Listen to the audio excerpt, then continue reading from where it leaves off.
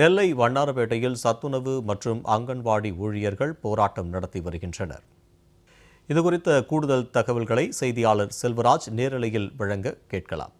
செல்வராஜ், தற்போது அங்கன்வாடி ஊழியர்கள் மற்றும் சத்துணவு ஊழியர்கள் போராட்டம் நடத்தி வருகிறார்கள். அவர்களுடைய கோரிக்கை என்ன? இது குறித்தான கூடுதல் தகவல். நிச்சயமாக சிறிதர், தமிழகத்தில் திமுக தன்னுடைய தேர்தல் வாக்குறுதியான 313 அங்கன்வாடி மற்றும் சத்துணவு ஊழியர்களை அரசு ஊழியராக்குவோம் என அவர்கள் கோரிக்கை வைத்திருந்தார்கள். கிட்டத்தட்ட 4.25 ஆண்டுகள் ஆன பிறகும் தற்போது வரை அவர்களுக்கான அரசு ஊழியராக அறிவிக்கப்படவில்லை.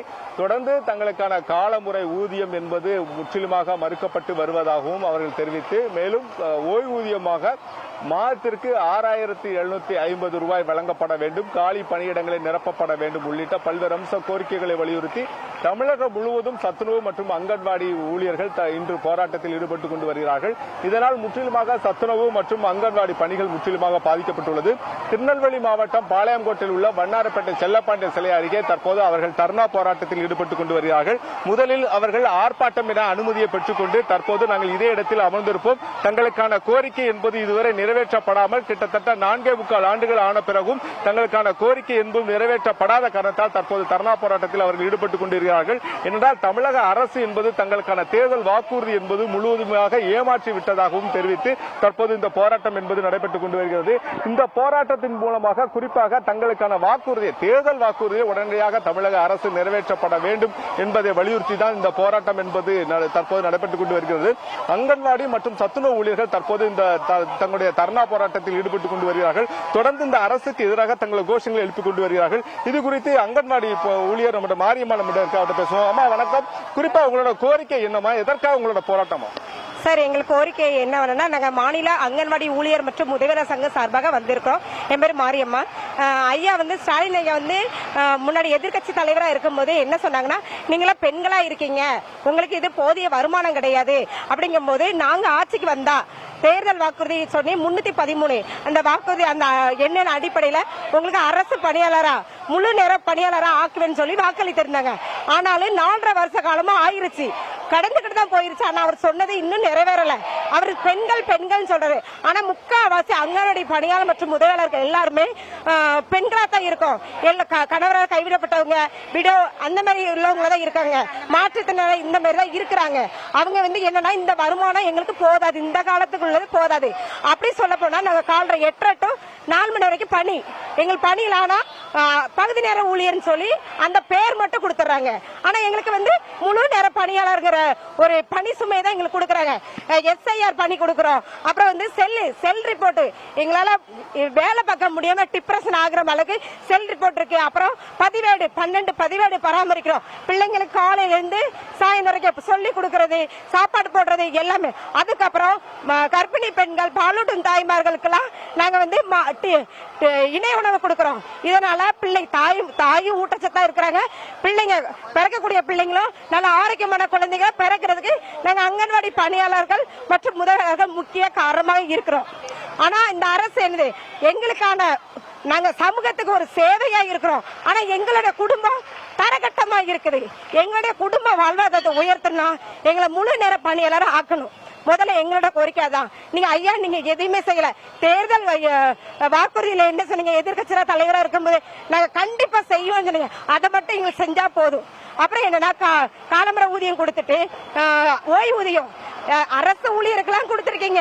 அவங்க எவ்வளவு சேலரி வாங்குறாங்க, அதுல பாதி நீங்க ரிட்டையர்ட் ஆகும் போதே பாதி சேலரி நாங்க பென்ஷனா தாரீங்க. ஐயா எங்களுக்கு 2000, நாங்க அதை வச்சு என்னையா செய்ய முடியும்?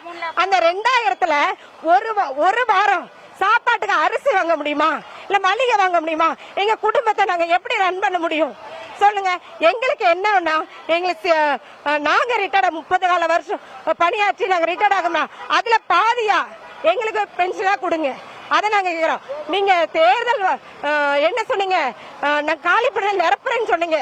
இப்ப கண் தொடைப்பா கொஞ்சம் கொஞ்சமா நிரப்பிருக்கீங்க. ஐயா நீங்க முழுசா எங்களுக்கு நிரப்புங்க. எங்கள் பணி சுமை ரொம்ப இருக்கும்போது எங்களை குடும்பத்துல நாங்க சரியா கான்சன்ட்ரேட் பண்ண முடியல. நீங்க நிரப்புறதே நிரப்புங்க, ஃபுல்லா காலி பண்ணதை நிரப்புங்க. அது எங்களோட 2ஆம் கட்ட கோரிக்கை இருக்கு. அடுத்து நீங்க பேசுங்க. குறிப்பா பாத்தீங்கன்னா தொடர்ந்து தங்களுடைய இந்த போராட்டம் என்பது நடைபெற்றுக் கொண்டு வருகிறது. தொடர்ந்து தங்களுடைய இந்த பகுதியில் தங்கள் அமர்ந்திருந்து தங்கள் போராட்டத்தில் ஈடுபட்டுக் கொண்டு வருகிறார்கள். அவர்கள் கேட்கக்கூடிய ஒரே ஒரு விஷயம் தான், தமிழக முதலமைச்சரே தனது தேர்தல் வாக்குறுதியின் போது 313 நிறைவேற்றுவேன் என உறுதியளித்ததுதான் தற்போது கேட்டுக் கொண்டிருக்கிறோம். கிட்டத்தட்ட 4.25 ஆண்டுகள் ஆன பிறகும் தங்களான கோரிக்கை என்பது தமிழக அரசு என்பது நிறைவேற்றப்படவில்லை என்பதை வலியுறுத்தி தான் அந்த போராட்டம் நடைபெற்றுக் கொண்டு வருகிறது. இது குறித்து சத்துணவு பணியாளர் நம்மிடம் ஒருத்தர் இருக்கிறாமா? அம்மா சொல்லுங்கம்மா, உங்களோட கோரிக்கை என்ன? எதற்காக உங்கள் போராட்டமா?